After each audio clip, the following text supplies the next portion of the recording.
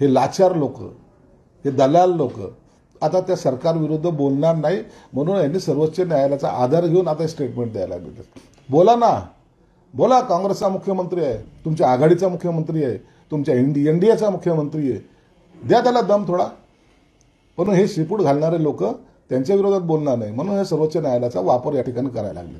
महात्मा फुले जन आरोग्य योजना आणि मुख्यमंत्री आरोग्य सहायता निधी त्या दोन योजना त्या बेळगाव मधल्या त्या 865 गावांमध्ये राबवायला सिद्धरामय्या सरकारने विरोध केलेला आहे. निश्चितच आरोग्यासंबंधी असलेलं काम हे सरकार करतं आहे. तुम्ही जर पाहिलं तर महाराष्ट्रामध्ये सगळीकडे बाळासाहेब ठाकरे आरोग्य दवाखाना सुद्धा आहे.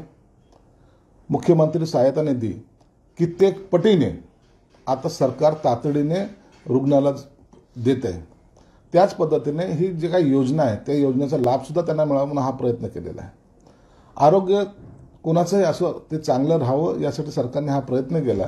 त्याला थांबवायचं जे काही काम केलं आहे, मुख्यमंत्री साहेब निश्चित यावर बोलतील.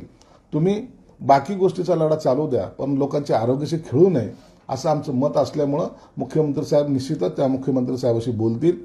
आणि याचा उद्या येणारे जे पंतप्रधान मोदी साहेब जे सोलापूरला येत आहेत त्यामध्ये यांच्या याबद्दलची चर्चा सुद्धा होणार आहे. राम मंदिराबद्दल 4 दिवसावरती आलेला उद्घाटन. राम मंदिराचं उद्घाटन अवघ्या 4 दिवसावर आलंय. अख्खा देश 22 तारखेची वाट पाहतोय. प्रत्येक ठिकाणी त्याबद्दलचा जल्लोष सुद्धा साजरा केला जातोय.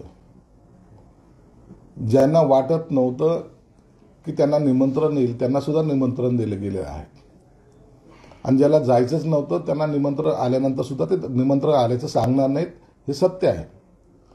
परंतु सर्व रामभक्त देशातले सर्वजण ज्यांनी 500 वर्षापूर्वीपासून जो संघर्ष आहे त्याचा जे आज मूर्त स्वरूप येते त्या साक्षी होण्यासाठी प्रत्येकजण तिकडे जाण्याच्या मनस्थितीत आहे. म्हणून हा जल्लोष आमच्यासाठी सर्वांसाठी एक आनंदाचा क्षण आहे. या निमित्तानेच मी महाराष्ट्र सरकारला सुद्धा सांगेन की तो दिवस सुट्टी जाहीर करावी, जेणेकरून या आनंदामध्ये आणखीन एक तुमचा सहभाग असल्याचं जाणीव सुद्धा आणखीन आम्हाला होईल. आणि मला वाटतं सरकार यावर निर्णय सुद्धा घेईल.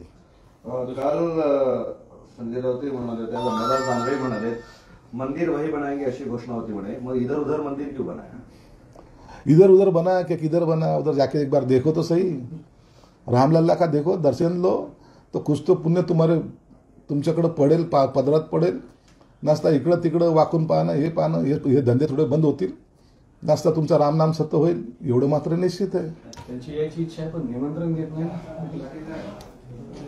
यांना वेगळं निमंत्रण, यांना वेगळं चॉपर, यांना वेगळं स्टेटमेंट. रामलल्ला दर्शन नाही, रामलल्लाला यांचं दर्शन घ्यायचं की काय असं शंका उपस्थित व्हायला लागलेली आहे. म्हणून बाबा तुम्ही तुमच्या घरी राहा, रामलल्लाचं आम्ही पाहून घेऊ. बाकीचे सगळे लल्लू पंजू आहेत ते दर्शनाला येतात, त्यांना दर्शन द्या, बाबाजी म्हणून बसा. सुशील कुमार शिंदे होते काँग्रेसचे ज्येष्ठ नेते, त्यांनी आरोप केला काल की भारतीय जनता पार्टी त्यांना भाजपमध्ये येण्यासाठी ऑफर देते. पुन्हा भाजपच्या प्रदेश अध्यक्षांनी सरळ सांगितले आमचं कोणतंही निमंत्रण नाही. काही गोष्टीचं राजकारण का, सुशील कुमार शिंदे हे ज्येष्ठ राजकारणी आहेत, ज्येष्ठ नेते आहेत. काय कोणत्या गोष्टीचं राजकारण केव्हा करायचं त्यांना कळतंय. पक्षामध्ये असलेली चढाओढ, एकमेकाच्या बद्दलची असलेली रस्सीखीच यामध्ये कुठेतरी स्पेस मिळावं म्हणून सुशील कुमार शिंदे साहेबांनी हे शब्द वापरले, हे वाक्य वापरलेलं आहे. आणि जर वापरलंच असेल तर त्यांनी कुणीतरी मला निमंत्रण दिलं याची नावं सुद्धा जाहीर करावी. पण अशी चर्चा संभाजीनगरला सुद्धा आहे. भाजपकडून अंबादास दानवेंना सुद्धा ऑफर असल्याची चर्चा होते धक्क्यावादात. अंबादास दानवे कोणत्या पक्षाकडून लढेल का नाही लढेल आणखीन त्याचं निश्चिती मला तर काही कल्पना नाही. परंतु त्याची महत्वाकांक्षी तो आहेच. कुठूनही का असं ना पण इलेक्शन लढावं. भाजपकडून लढेल तर सेनेकडून लढेल, पण लढायचं असलं तर त्याचं स्वागत आहे. सेनेकडून म्हणजे कोणत्या सेनेकडून? शिवसेना एकच राहिलेली आहे. बाळासाहेबांची शिवसेना म्हणजे आमची शिवसेना, तो उभाटा गट आहे. आम्ही शिवसेना आहोत. आमच्याकडे धनुष्यबाण आहे, नाव आहे. तुमच्याकडून लढवावी आता तो त्याचा मर्जीचा प्रश्न आहे. एबीपी माझा, उघडा डोळे बघा नीट.